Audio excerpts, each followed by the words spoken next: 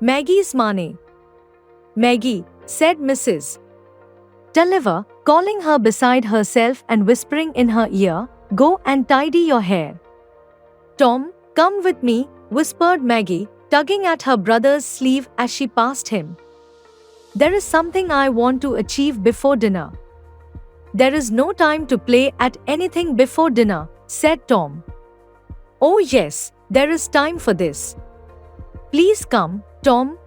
Tom followed Maggie upstairs into her mother's room and saw that she at once went to a drawer, from which she took out a large pair of scissors.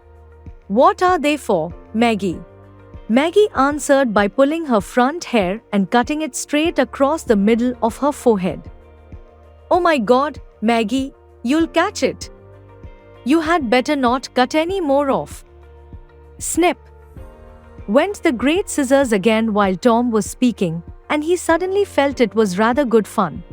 Maggie would look so queer. "Here, Tom, you might cut it behind for me," said Maggie, excited by her own daring, and anxious to finish the deed, thrusted the scissors into his hands. The back hair was so thick.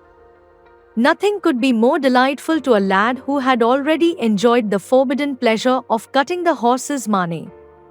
One delightful snip, and then another, and strands of hair fell heavily on the floor.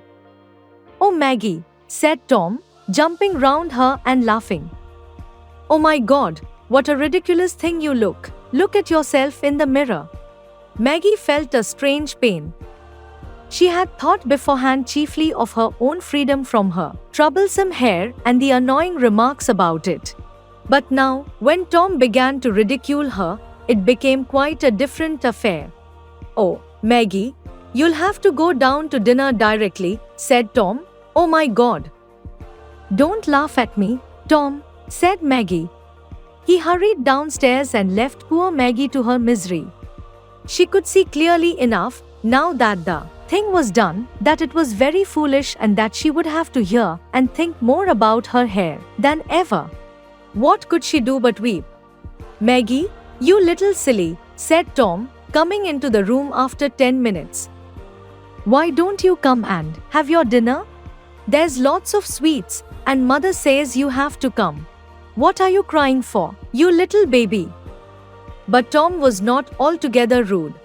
But he went and put his head near her and whispered in a lower, comforting voice, "Won't you come then, Maggie? Shall I bring you a bit of pudding when I've had mine?" "Yes," said Maggie, beginning to feel a little more cheerful. "Very well," said Tom, going away. Slowly she made her way downstairs to the dining room. She saw Tom and Lucy with an empty chair between them, and there were the delicacies on a side table. It was too much. She tiptoed quietly and went towards the empty chair. But no sooner had she sat down than she felt sorry and wished herself back again upstairs in her room. Mrs. Tulliver gave a little scream as she saw her and dropped the large spoon into the dish. "Why, she has gone and cut her hair herself," said Mr. Tulliver in a low voice to Mr. Dean, laughing hilariously. Maggie seemed to be listening to all this quite indifferently. At first she felt angry, and this made her brave enough to bear their laughter for a time, and Tom thought she was tempted by the appearance of the pudding to bear everything.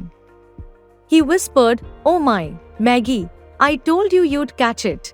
He meant to be friendly, but Maggie thought he too was laughing at her.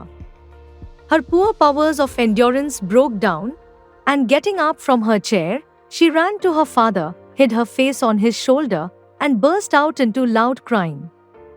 Come, my child," said her father, gently, his arms holding her.